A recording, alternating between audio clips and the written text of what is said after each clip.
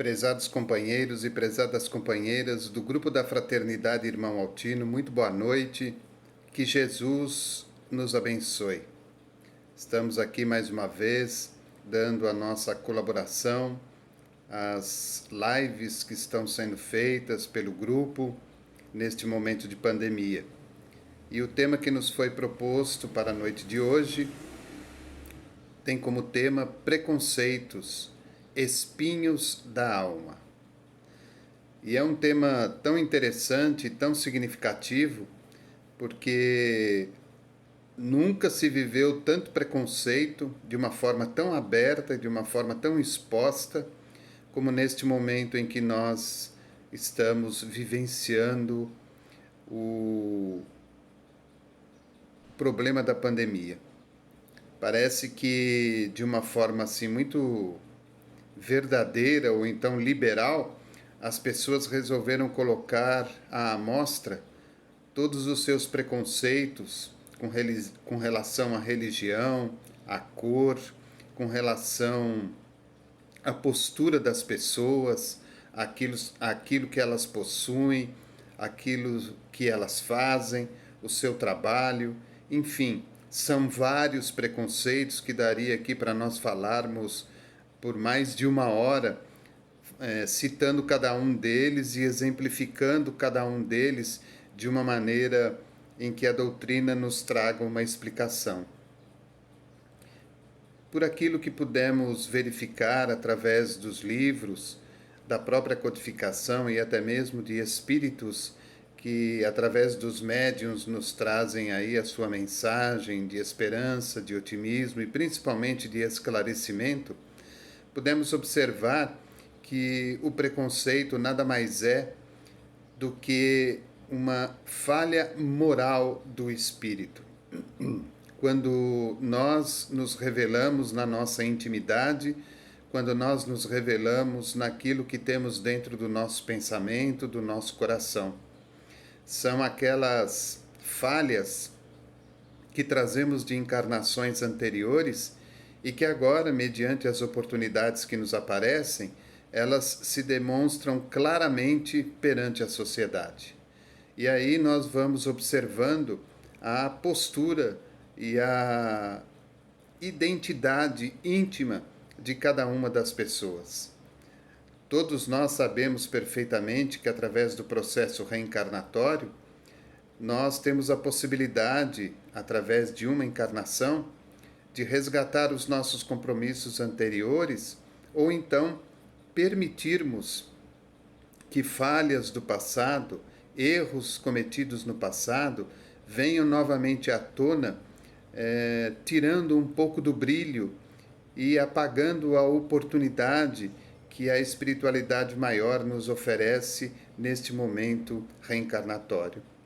E quando colocamos o preconceito à vista, nós vamos observando que há uma inferioridade muito grande por parte de nós, Espírito Eterno, perante as outras pessoas. Temos o preconceito da cor, temos o preconceito das pessoas que são mais pobres, temos o preconceito da religião do outro, temos preconceito por aquilo que o outro tem de melhor do que nós mesmos. Então nós observamos que muitas vezes o preconceito ele não está envolvido somente na questão moral do espírito, mas também acaba tendo um envolvimento que traz por detrás o orgulho, o egoísmo, a ambição, a vaidade, o melindre, a inveja, enfim, situações que fazem parte do nosso cotidiano neste mundo de provas e expiações e neste momento em que nós estamos sendo chamados a colocar verdadeiramente o que existe dentro de nós à amostra. Se nós olharmos de uma maneira geral tudo o que anda acontecendo, não só neste último ano de 2020, mas também nos anos anteriores, temos observado que inúmeras questões, inúmeras situações, elas estão sendo mostradas de uma forma clara. É como se nós estivéssemos abrindo um bueiro no meio da rua e dali tirando toda a sujeira que possa existir, para que aquele bueiro possa ficar limpo e que a água da chuva possa escoar de uma maneira mais rápida e tranquila, sem causar nenhum tipo de prejuízo aos transeuntes, aos moradores e às pessoas que convivem naquela localidade. Então o mundo passa por essa situação. E é claro, se o mundo passa por essa situação, nós também estamos vivendo este momento. Nós também estamos sendo chamados a colocar para fora as coisas que não prestam, as coisas que não servem, as coisas que não são agradáveis à nossa vida, que não são agradáveis a nós interiormente. Só que muitas vezes esse colocar para fora se mistura às imperfeições morais do espírito. Então, aquele que mata, aquele que rouba, aquele que se entrega aos vícios de toda ordem, aqueles que são envolvidos pelos preconceitos, sejam eles de que ordem forem, tudo está sendo colocado de uma maneira muito clara e muito profunda para a sociedade de um modo geral. E nós observamos que tudo, exatamente tudo, vem acontecendo não só no nosso país, mas em todos os demais países. Observemos, por exemplo, a questão das vacinas que estão sendo aplicadas gradativamente em nosso país. Pessoas que se aproveitam do momento, da situação, para se sobrepor às outras mais necessitadas, aquelas que estão nas linhas de frente trabalhando, aquelas que estão internadas e tomam a vacina para se autoprotegerem. Isso, se nós formos analisar, é também uma questão de preconceito, porque, como dissemos anteriormente, dentro do preconceito estão envolvidos aí as questões do orgulho, da vaidade, da ambição, do melindre, da inveja e assim por diante. Então, o preconceito ele vai muito mais além do que nós podemos imaginar. Ele vai muito mais além daquilo que nós temos como ideia de uma simples palavra. Se nós formos olhar, por exemplo, o dicionário, ele diz o seguinte, que preconceito é o conceito formado com base em julgamento próprio, com tom depreciativo. Deriva de análise tendenciosa, discriminatória. Trata-se de um pré-julgamento em que se desconhecem os detalhes. Define-se algo ou alguém de acordo com os nossos olhos de ver. Então, quando nós agimos de forma preconceituosa, nós estamos rotulando uma situação ou uma pessoa mediante aquilo que nós enxergamos e não mediante a realidade daquela pessoa. Não é porque uma pessoa seja pobre, não é porque uma pessoa seja extremamente humilde que ela deixe de ter caráter, que ela deixe de ter moral. Não é porque uma pessoa é de uma cor de pele diferente da nossa que ela é inferior a nós. Não é porque aquela pessoa tem um credo religioso diferente do nosso, que muitas vezes não acredita numa vida após a morte, num processo reencarnatório, que ela deixe de ser diferente de nós. Cada um está no lugar que tem que estar. Cada um está vivendo as suas próprias experiências que são particulares nossas. Então, quando rotulamos alguma coisa ou quando rotulamos alguém, estamos, direta ou indiretamente, cometendo um ato discriminatório. Estamos realizando um ato que é justamente contra todos os ensinamentos que Jesus nos oferece. É por isso que nós precisamos de muito evangelho. Precisamos nos evangelizar. Precisamos nos modificar interiormente.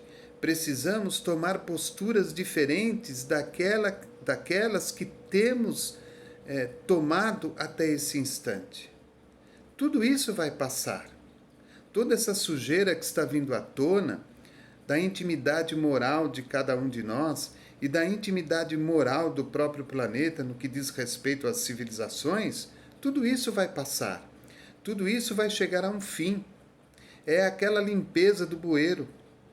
é aquela limpeza que nós estamos sendo chamados a fazer em nós e coletivamente fazermos no mundo, para que possamos verdadeiramente adentrar a um mundo de provas e regeneração.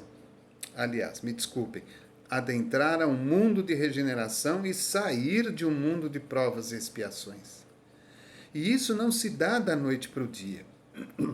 Quanta sujeira já ficou acumulada naquele bueiro durante meses, durante anos. Não é de hoje para amanhã que vamos limpá-lo. Não é de hoje para amanhã que vamos tirar dele toda a sujeira. Isso requer tempo. Então, se nós já temos essa consciência do que é verdadeiramente um preconceito, a nossa ação deve ser de respeito para com as situações e de respeito para com o próximo.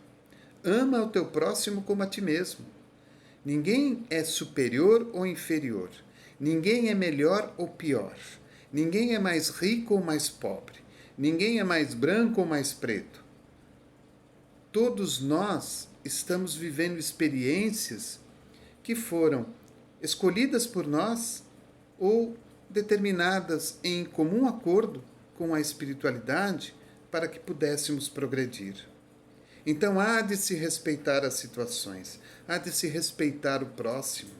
Até mesmo quando julgamos aqueles que estão acima de nós, como por exemplo os políticos, os administradores, estamos realizando um ato de preconceito.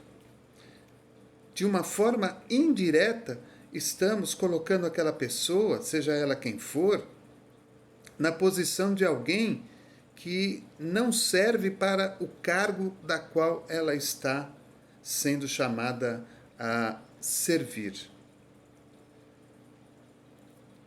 Ela é responsável pelos atos que praticar e ela responderá pelos atos que praticou.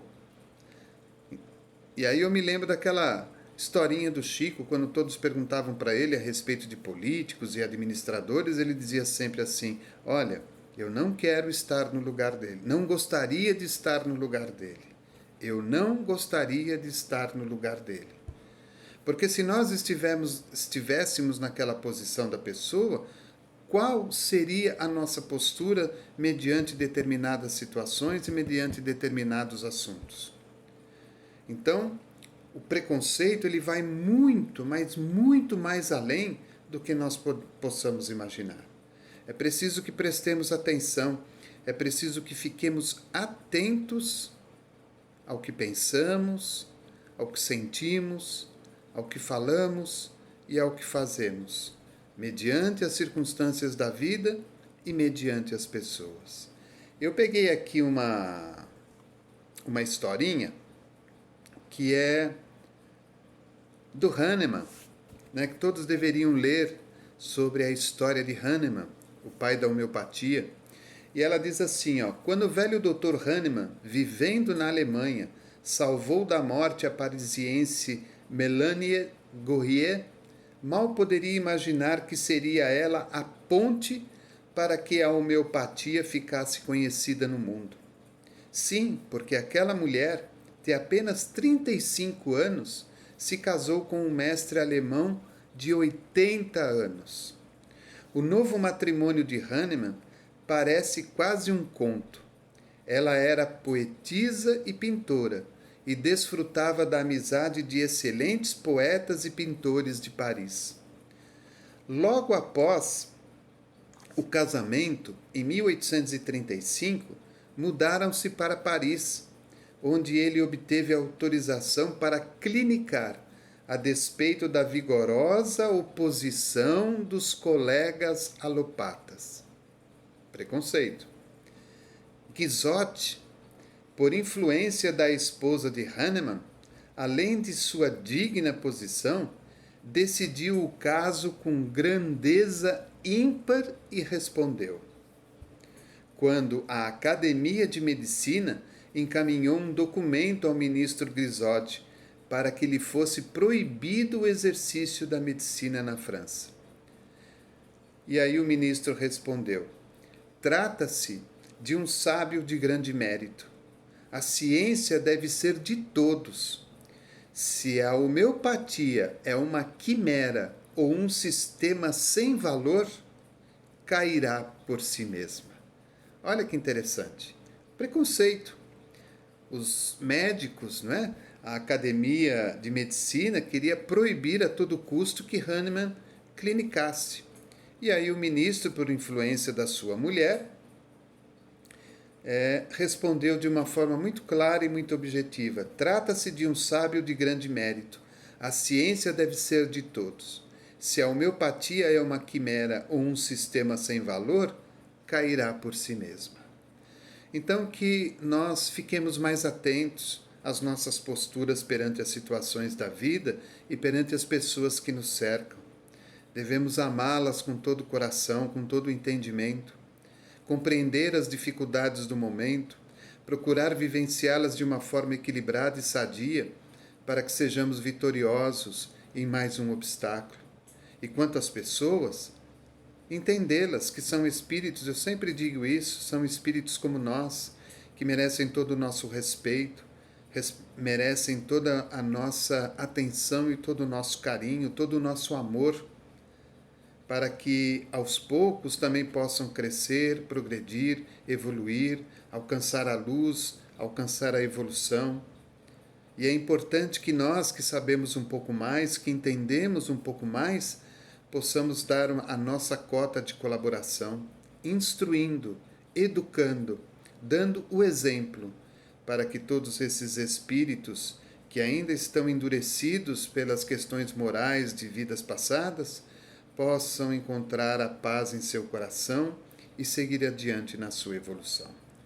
Rogo a Jesus uma excelente semana a todos, e que as oportunidades nos apareçam sempre, sempre, para que possamos exemplificar gradativamente, um pouquinho a cada dia, tudo aquilo que a doutrina espírita nos ensina. Rogo a Jesus que abençoe ao lar de todos, seus familiares, abençoe aqueles que nos assistem, que nos ouvem, e que nós possamos gradativamente, mais uma vez, com tranquilidade e harmonia, viver este momento com dignidade, com fé, com esperança, com otimismo, certos de que os benfeitores maiores, sob o comando de Jesus, estão na administração de tudo, dando-nos o amparo e a assistência que necessitamos e que merecemos. Um forte abraço a todos e que Jesus nos abençoe.